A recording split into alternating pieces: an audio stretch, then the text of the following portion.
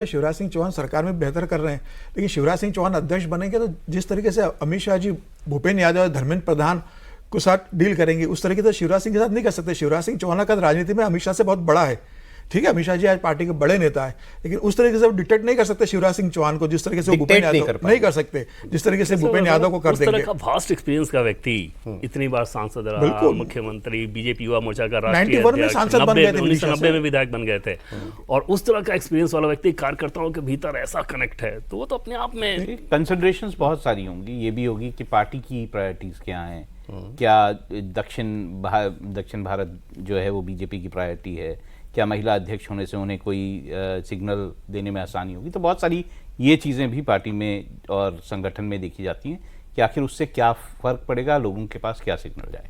और कई बार ये जो प्रायोरिटीज तय की जाती है ना, ये कई बार मेरिट देख के होती हैं, और कई बार दूसरे का रास्ता काटना है तो उसके लिए भी इन तरह की चीज़ों का इस्तेमाल करना होता है। मान लीजिए किसी के एक नाम को बहुत आगे पुश किया जाए और दूसरा वर्ग ये चाह रहा है कि नहीं, इसको नहीं बनने देना है, तो एक नई थ्योरी दे दी जाएगी, कॉम्प्रोमाइज कैंडिडेट नहीं, एक नई थ्योरी दे दी जाएगी। जैसे मान लीजिए साउथ वाले, मान लीजिए नॉर्थ से कोई एक ऐसा नाम हो जिस पर दूसरे को पसंद ना हो, तो अचानक नई थ्योरी आएगी कि साउथ में एक्सपेंशन है, पार्टी का एक्सपेंशन करना बहुत ज़रूरी है, इस तरह के नाम को लेकर आया जाएगा तो बहुत अच्छा हो जाएगा।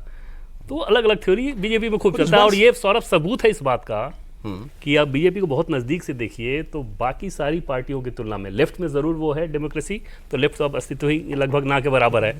बीजेपी में चीज़ें बाहर से जैसी लगती हैं वैसा नहीं है, बहुत हद तक डेमोक्रेटिक ढांचा है।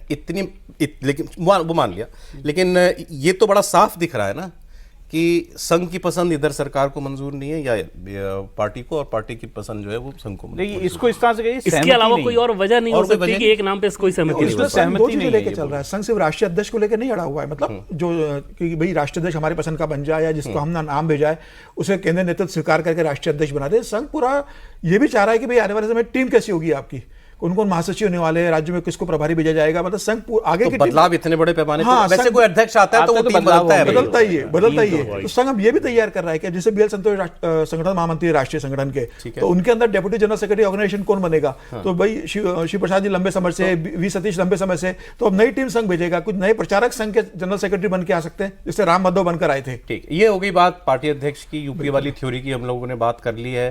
किसी एक नाम पर आप लोग कोई सुन रहे हैं चर्चा क्या वीपी को लेकर के, कि मतलब अब क्योंकि कोई नाम प्रोमिनेंटली कोई नाम फ्लोट हो रहा हो? और नहीं, किसी एक नाम को लेकर नहीं है, लेकिन बस ये है कि अलग अलग तरीके से लोग गेस कर रहे हैं। समझा भी जा सकता है कि परसों का ही मामला है, प्रधानमंत्री उसके बाद इंग्लैंड मतलब मालदीव, इंग्लैंड सब दौरे पे चले गए, तो जब तक टॉप लीडरशिप बैठे ना, और आज एक बड़े सोर्स ने हमें ये कहा कि मैंने स्पेसिफिक पूछा कि सर 4 या 5 नाम बता दीजिए अगर उतना आप लोगों ने शॉर्टलिस्ट कर लिया हो तो।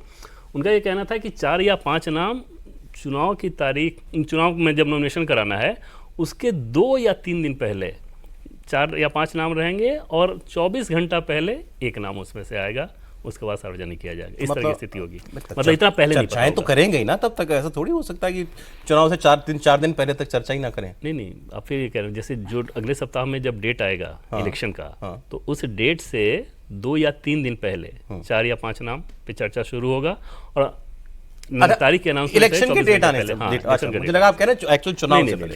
इलेक्शन का डेट। ओके, आपके पास कोई नाम आया? नहीं, मैं कोई गेस नहीं करना चाहता हूँ, क्योंकि कोई भी नाम बोलेंगे तो वो तो जरूर नहीं होगा। तो देखिए, कई सारे ये इसमें चर्चा में सारे लोग शामिल होते हैं, सिर्फ बीजेपी शामिल नहीं है इस चर्चा में, संघ के लोग भी शामिल होंगे। वीपी के सिलेक्शन में सब तरह की उसमें चर्चाओं में आपस में चर्चा होती है कि इस नाम को लेकर उनके क्या विचार हैं, बीजेपी के क्या विचार हैं, ये सारी चर्चाएं होंगी। अब मुझे फिर अच्छा ये बता दीजिए, लोग कह रहे हैं कि जगदीप धनखड़ अगले सत्यपाल मलिक होंगे, कहने का मतलब भाई ये भी थ्योरी है। हाँ, ये भी थ्योरी है, ये भी कहा जा रहा है दोनों जाट हैं। नहीं, और मुझे इसमें कोई आश्चर्य नहीं होगा, उसकी वजह मैं आपको बताता हूँ। सत्यपाल मलिक को क्या नहीं मिला?